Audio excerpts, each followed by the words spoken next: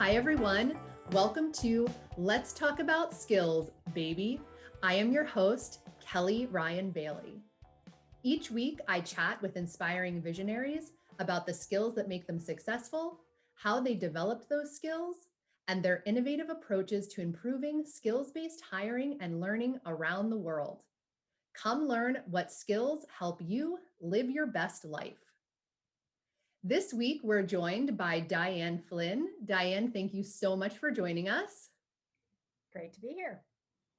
I want to give a quick little introduction to Diane. Diane is the co-founder and CEO of Reboot Accel, designing work cultures that support and promote women. She consults with Fortune 500 companies on gender diversity and co-authored The Upside, which if you're viewing this on YouTube, you'll be able to see that in the background. I highly recommend it. The Upside is presenting the business case for diverse workforces and best practices for tapping the potential of women.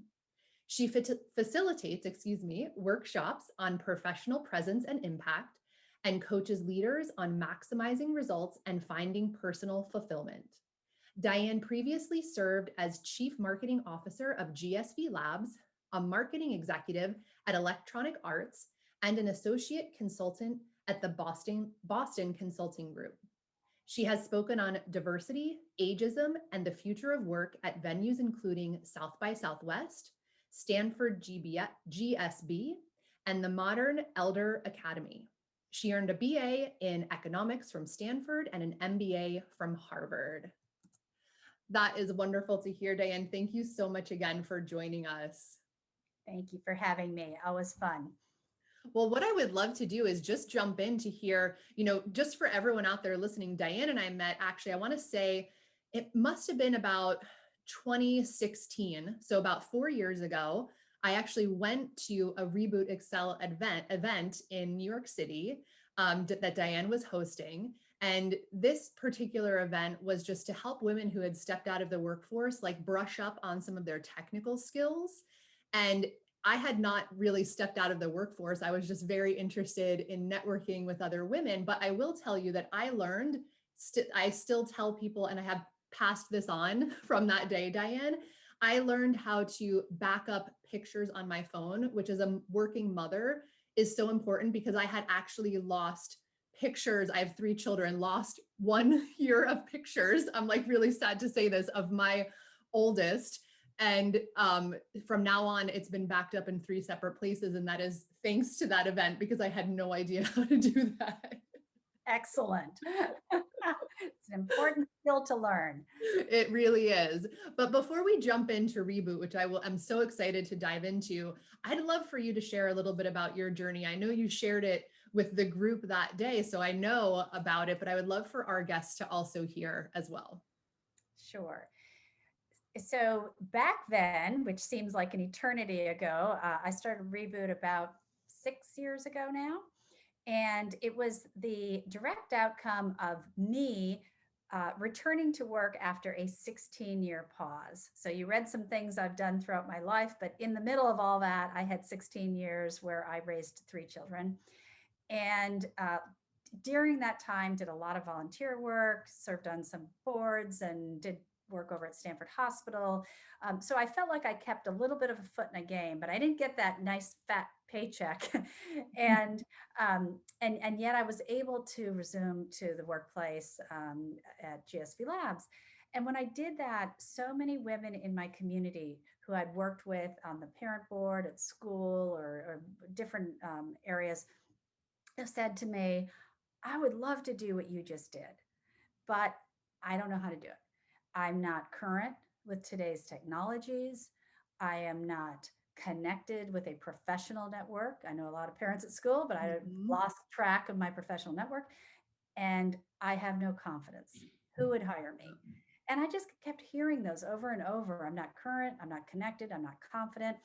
And I thought, these are women I had worked with for years. I would have hired almost any of them. They had so many talents and abilities to run auctions and host events and do strategic work and great communication skills.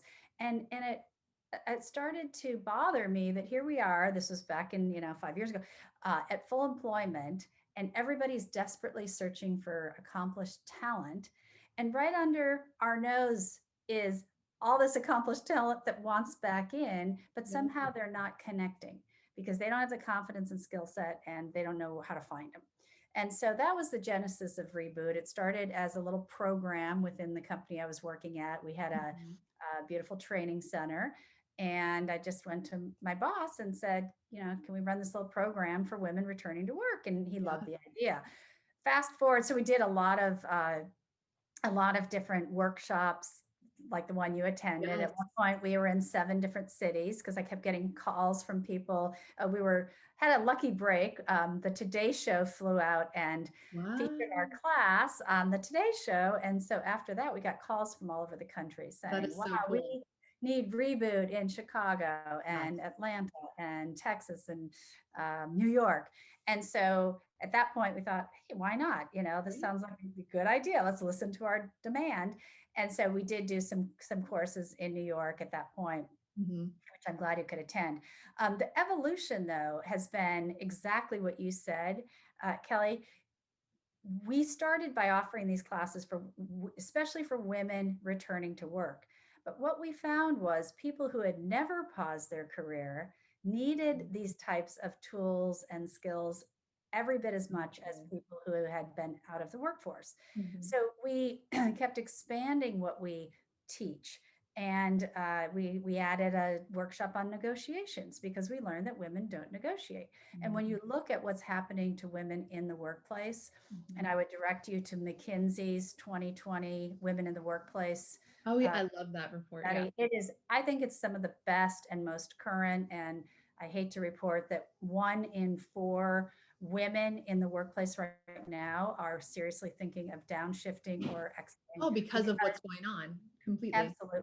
Between COVID and homeschooling and just Oh, work, life in general, they are leaving the workforce. So companies that we work with, we say, well, you got to do some special things right now to keep these talented women because we yes. might lose, according to McKinsey, we might lose a whole decade of progress we've made. It's And so so a true. lot of the workshops and the coaching that we do now is really around professional presence, how to Mhm. have difficult conversations, how to negotiate with more impact, language, the language you choose, and how to reduce some of those speech patterns that Mhm. uh, hold back our impact and our confidence.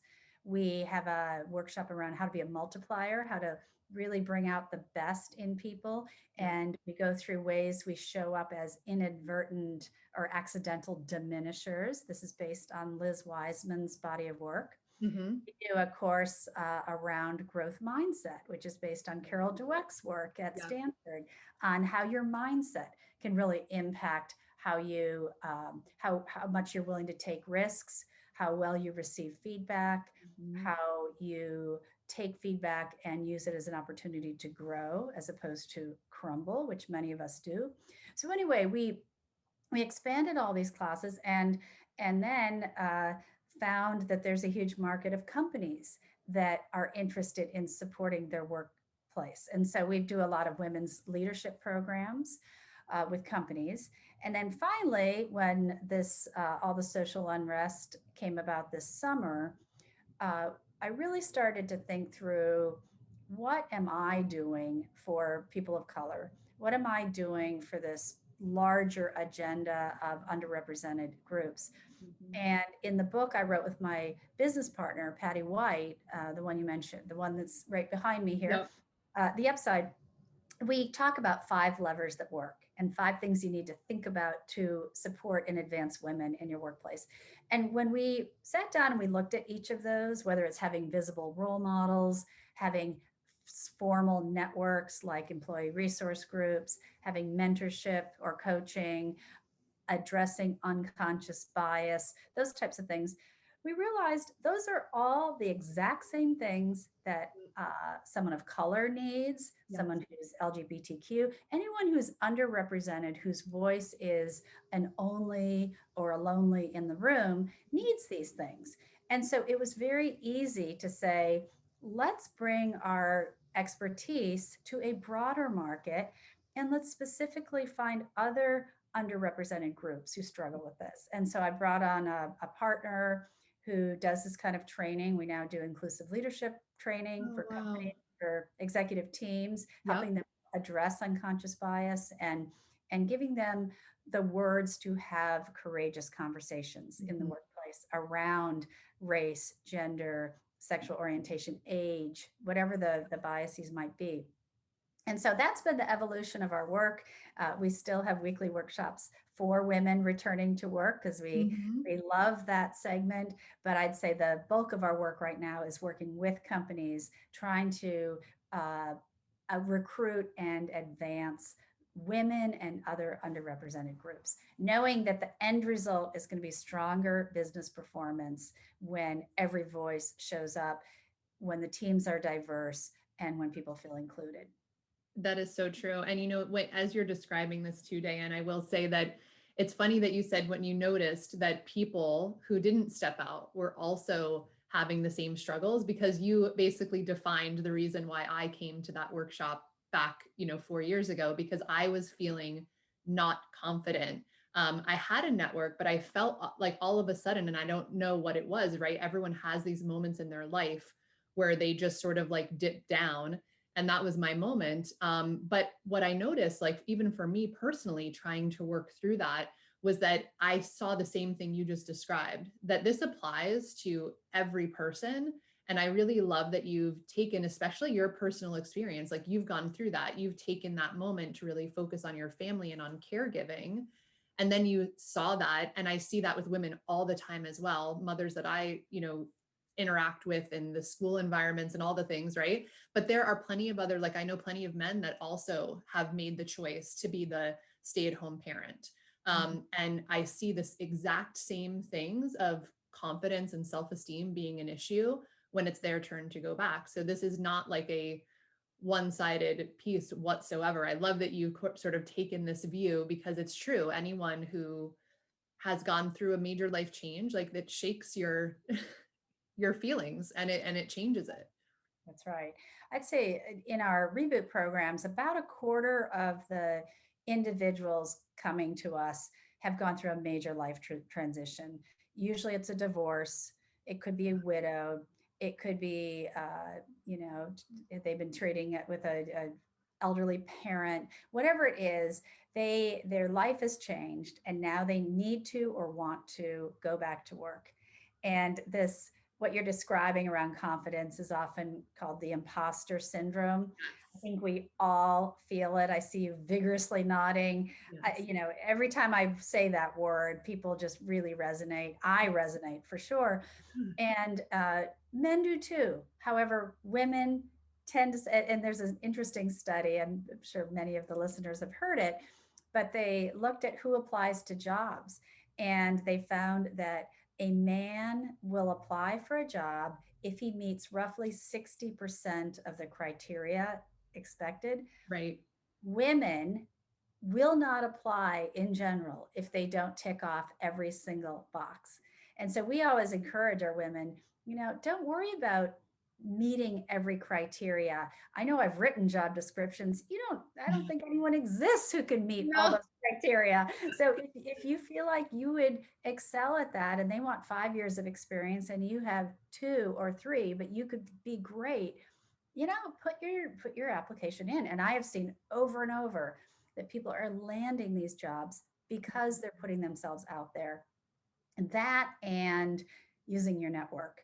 I Yes. have found that nothing is more valuable, whether you're 25 or 55 or older, to getting these jobs, especially in competitive labor markets, than having somebody who knows your work, who can speak on your behalf.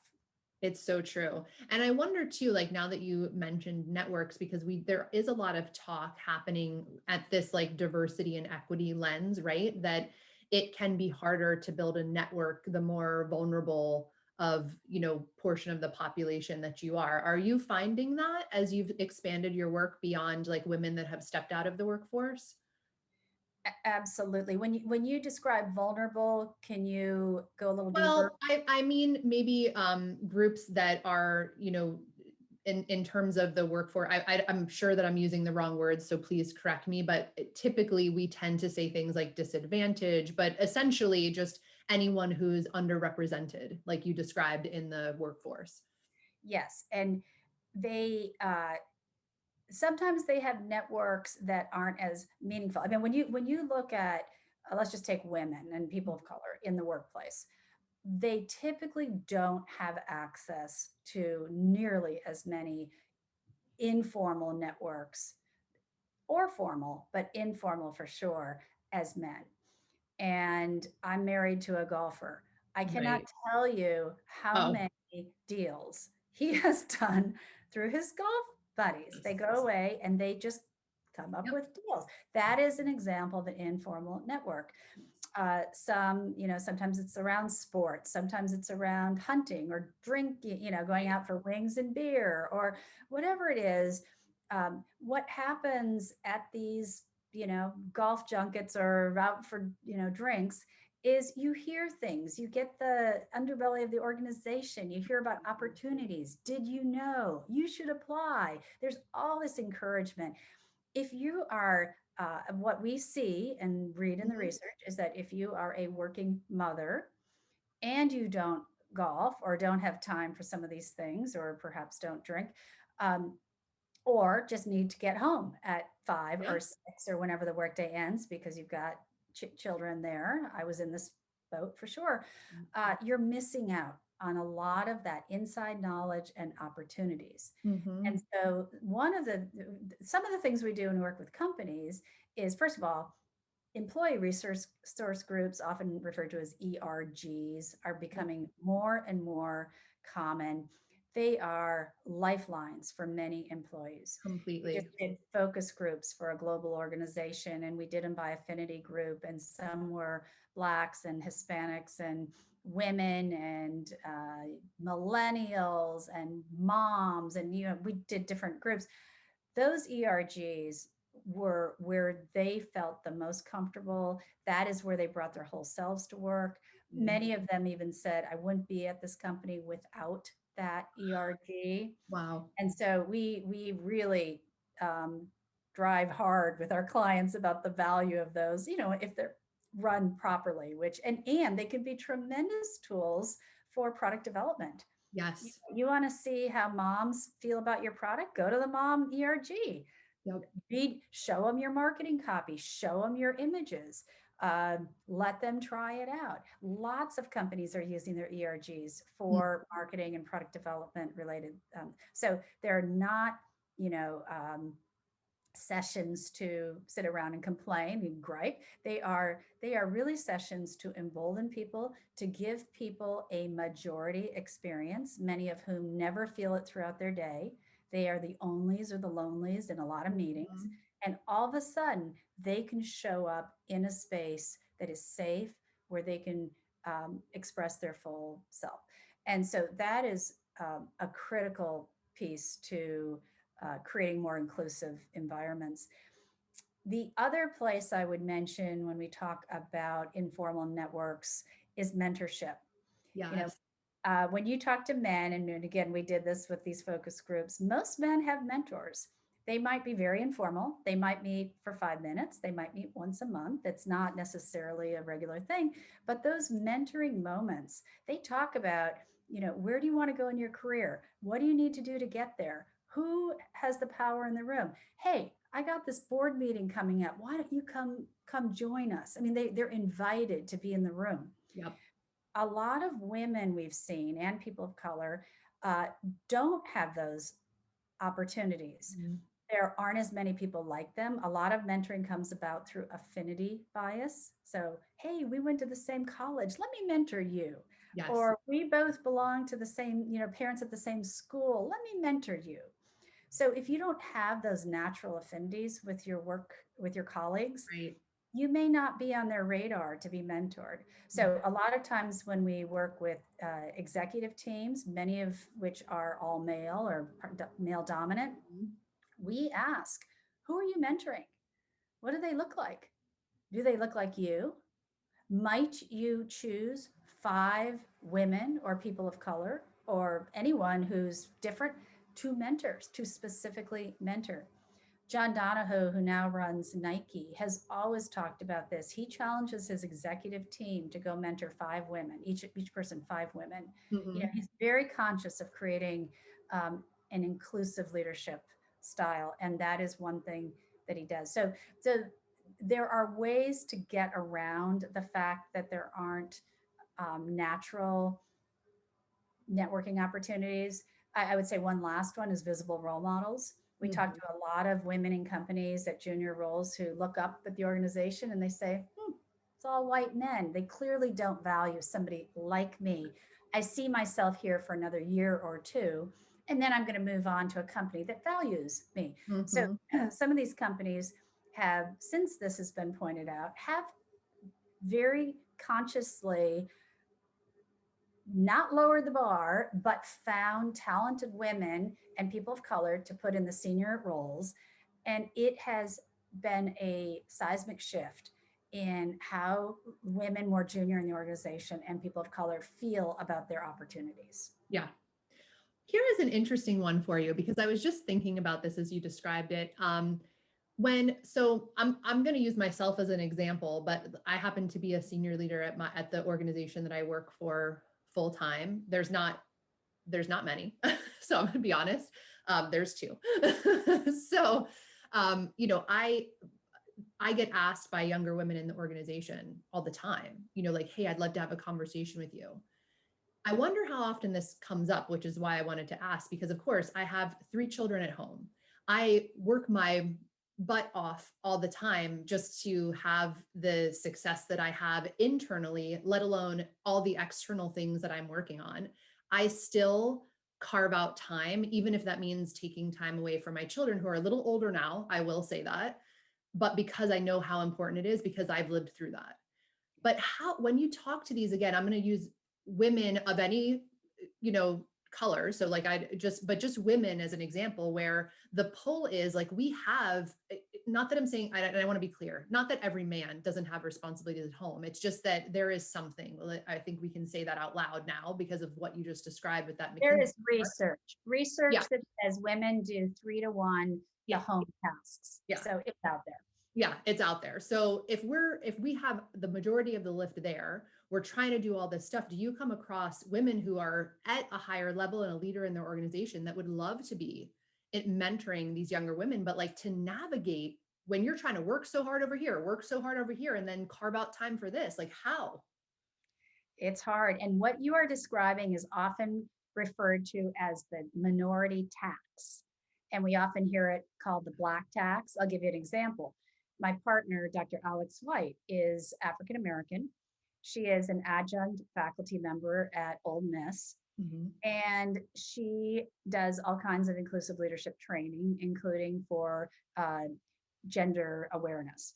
And so when anything happens, whether it's political unrest, social unrest, uh, anything around LGBTQ, those students at Ole Miss are in her office and Mm. they are crying and she is comforting and she is listening and she's doing whatever she can. Her colleague, her white male or female colleague down the hall doesn't have that tax. They are sitting there doing their research, writing their Yes. dissertations. They're doing everything they need to be doing to advance while she is incurring this tax. Another way it shows up, I think she said she's asked to be on something like 30 interview committees a year because they want someone of color. Great, they should have someone of color. But when you don't have many people of color, you've got to be mindful that every time you pick that person to serve in that role, that is a tax. Yes. So are you being aware of that? Are you compensating for it? You know, there's an argument that perhaps if you're going to require 10-20% extra work from her, she should be Right. compensated. Right. So it's a little bit what you're describing too. Women, if you're the onlys and you want to help other women, that is a tax. Yep. How can we take that tax and share it more broadly? I would submit that what John Donahoe is doing that I just described, Mhm. he's saying, hey guys, this is not just a women's problem. This is Right. not just a people of color's problem. This is all of our problem. We all have to be part of the solution. So how can we all rise to this challenge? Well, we can all mentor women. We can mentor people of color. Um, we can sponsor them. We can give them opportunities. We can bring them into meetings. We can give them feedback. We can make sure they have professional development plans. There are most of the groups we talk to do this inclusive leadership training are, for the most part, pretty male and white for the most Mhm. part.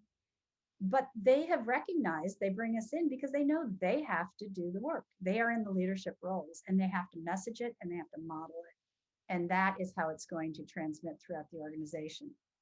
So, yes, what you're saying is a challenge for women, but I would suggest it shouldn't just be on women to help other Yes. women. We've all got to, we do this reflection exercise when we do an inclusive leadership training, and we ask a whole series of questions, some of which are, who are you mentoring? Who are you sponsoring? Who have you identified to succeed you? Who Mhm. do you have lunch with? When you're on a Zoom call, there's this new bias called distance bias that McKinsey has identified. Oh. And what it looks like is, we're all reduced to little squares right now. Ah, Uh, if I'm going to task somebody with an extra project, I'm probably going to task the person I know the best, that I'm most right. comfortable with. I know Kelly can get the job done. Hey, Kelly, can you hang out after? I have a quick project I'd like you to take on.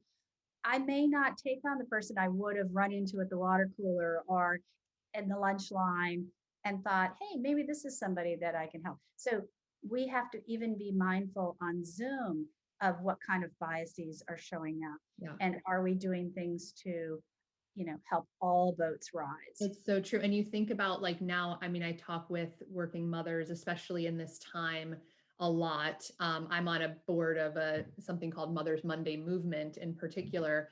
And to be honest, I hear like I can't turn my camera on so often right now. And it's because like we have, again, this is out there. We all know that the appearance of women is a big thing in the workplace, right? And we are not in a position, especially as leaders in either our own businesses or other organizations, to be seen without makeup on, with our hair up in a bun, with our pajamas on because a baby was up all night for whatever reason, right? And that too leads to that probably in the Zoom rooms, right? Because like if you're not if you're not putting yourself out there on camera, and you're in front of people, right? They don't even see you, so it's like you're not even there. That's exactly right. Yeah, we just got off a training with 20 people, and I think 13 were on video. I literally forgot about those other seven. I mean, they were dots with initials in them, and but I was looking at body language of everybody who was on the screen. Right. So that's a really interesting point. How, I mean, I wonder how you work with a lot of people and a lot of companies. How do you address something like that where obviously, I get the perspective from the people that don't want to be on camera, right? But I also know how important it is. And so, there are I personally have to make an effort every day to be what I joke with my husband. I'm like, hold on, I got to get camera ready. I've got all the At filters least, on, all the at least special from the lighting. waist up. Right. I wore my pajama pants yesterday on a big call. I always joke that I like Zoom because I only have to do the front half of my hair. Well, I think that, we're all this together. I think the one thing about Zoom that is a positive is it has been very humanizing. Mhm. The number of Zoom calls where people are moving to get away from leaf blowers or cats or children or spouses or uh, showing up in their I was in my bathrobe for a meeting the other day that quickly got called at 6. And by the end, the woman said, I think you'd be a great speaker for our organization. I'm like, really? I've never gotten a, new deal in my In bathrobe the before. bathroom. But I think there are opportunities to, I don't know what, kind of lower the bar in this situation. Yeah. I don't know if you saw the woman's LinkedIn profile that went viral. She was a young mom and she had this beautiful photo that came up when she wasn't on video. And she realized that was so non-representative of what she really looked like, which was frazzled, no makeup, kids crawling all over her. And so she retook her LinkedIn profile photo and posted it and just said, this is the real me right now in COVID. And this thing went viral. I Yeah, forget how I'm many so happy millions to of hear people. that. Yeah, but I think we all have to be Yeah. more human, more filled with grace, more understanding. I've I've met with plenty of women who have said, I haven't worn makeup all through COVID, and so that can be challenging in certain cultures, I suppose, where maybe that's not, but maybe we can all be leaders and lower that bar a little bit to create an environment where people do feel more comfortable, because I think there is some beauty in people just showing up Yes. with who they Yeah. are. I totally agree. Like I have no problem, and I've been in rogue meetings as well, by the way. Like, but I have no problem how anyone shows up. I'm like, just be on, like, I just want to see them because I want to see them, not because I care at all what they look like. But I wonder if when you're doing these trainings with companies, because I have a feel, I cannot, I'm really certain that there have been people stepping forward through this saying like, hey, I'm really uncomfortable to look like that in front of leaders in my organization. How would you go about, within the trainings of these companies that you work with to really say like, hey, we need to give everybody some grace here? I think it can be messaged and it can be modeled. Mhm. So you could technically say this is a come as you are day. If you're a woman, maybe that's no makeup. Maybe you come in your bathroom. If Yeah. you're a man, I don't know. Yeah, I don't know what you come in, but so there's you could do a come as you are. As a leader, you could say, hey, I'm this week I'm not wearing makeup. I'm not doing my hair. I'm going to put it up in a knot and so be it. We're just going to show up with who we are. And so I do think it has to start at the top, Okay. because uh, in most organizations, it would be considered too risky. Uh, not, Right. not all. I think, there are companies like Facebook and Google and many others where many new ideas are modeled and led at more junior levels very effectively. So I'm not saying it can't happen, but I think if you are a leader and you're listening to this, it is something to think about, the pressure that you're putting on people right now, who are so stretched. There's a great slide in the McKinsey report that I cited Mhm. that talks about the unprecedented levels of burnout, of stress, of anxiety. Uh, and as leaders, I always say there's two things you have to do: you have to communicate and you have to be flexible. And Mhm. we have a company who, we're always asking them, are you losing your women? Because women are quitting in droves. And I think I won't quote the number, but it was a significant number have quit just this last month. And it's because it's unsustainable. They cannot do it all. So we are always asking our clients, what are you doing to retain women? And one proudly said last week, we had 3 women come to us, pretty senior women, who all wanted to quit. And because they listened and demonstrated flexibility, they were able to keep 2 of them. Wow. One of them, they said, take 3 weeks off, PTO, and come back half time for the foreseeable Mhm. future. The other, I don't know exactly what they did, but it was around flexibility. And then the third one just said, nope, can't do this. Yeah. But if they hadn't had those conversations to really seek to understand what are the trials and challenges right now, and how can we as a company who cares about you accommodate that, uh, you are going to lose key talent. And people remember how they were treated when the chips were down. So, we are going to be out of this at some point. Right.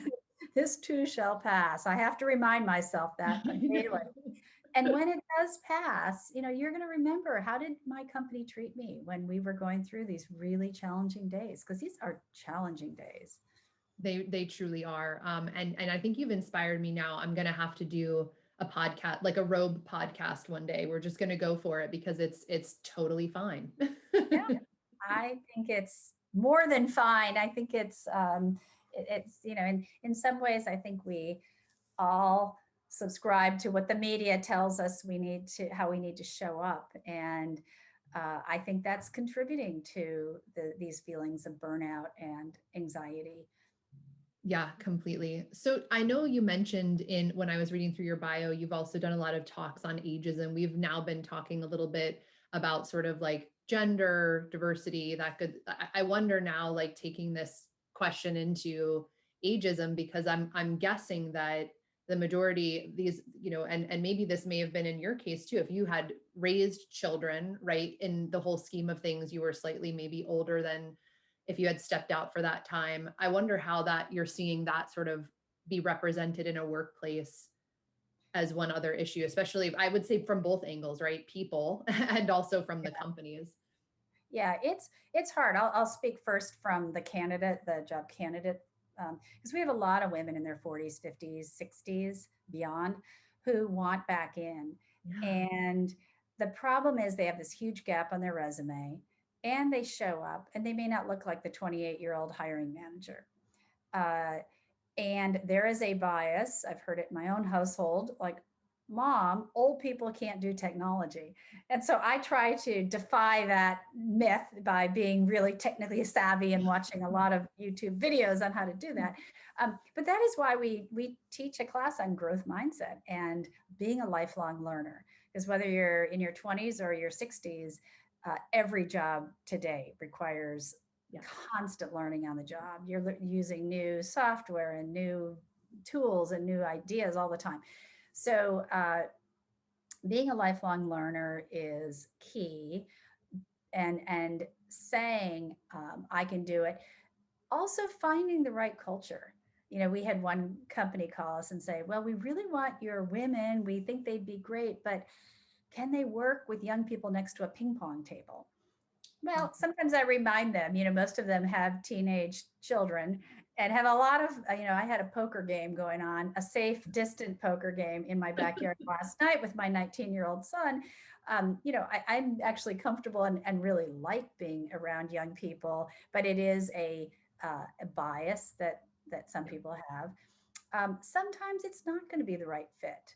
We place a lot of women. We're here in the Bay Area, right next to Stanford University. Mm-hmm. A lot of our people go to work for Stanford because Mm-hmm. Stanford is an institution that does seem to value age, experience, pattern recognition, some of the things, communication skills Sure. that slightly older people tend to bring. Mm-hmm. And we always encourage people, don't dismiss the skills that you've developed, even when you didn't get a paycheck. Yes. I ran our parent organization. I had to bring a lot of skills to the table. You didn't get paid for them, but I still was developing them. So we say, reframe that and bring it to a future employer. On the employer front, again, what we try to communicate is that diverse and inclusive teams are going to drive to the best decision making, expanded markets, and bottom line performance. Let me give you one quick example of. I work a little bit with Chip Conley, who's an advisor at Airbnb to Brian Chesky, and he, just turned 60. And Mm-hmm. he came in his early 50s to be an advisor, and he worked with people in their 20s and early 30s. And he said he was constantly challenged, and he was called the elder and the modern elder and all that. But I think he had, and I hope I'm properly crediting him and not somebody else, but I heard this from him. They were going to develop Airbnb as a phone app. Mm-hmm. Phone app. And Chip said, wait a minute here. A lot of our hosts and our Airbnb users are older people who don't have great eyes and aren't digital natives and still use laptops or desktops. Yep. So to have an app that only works on a phone is a huge missed opportunity. Mm-hmm. And I believe Chip even brought in as interns one summer two of their older people. I think they might have been in their 70s. That's amazing. They were super hosts for Airbnb. And their whole job that summer was really to provide the perspective of older people who are on the Airbnb platform. Mhm. And so, what we try to tell companies is you need diversity of all So shapes true. and sizes. And age diversity is another form of cognitive diversity that you can benefit from, especially if you have a product line that sells to older people. Hmm. You want to make sure that you're using the right marketing language, that you're using the right visuals.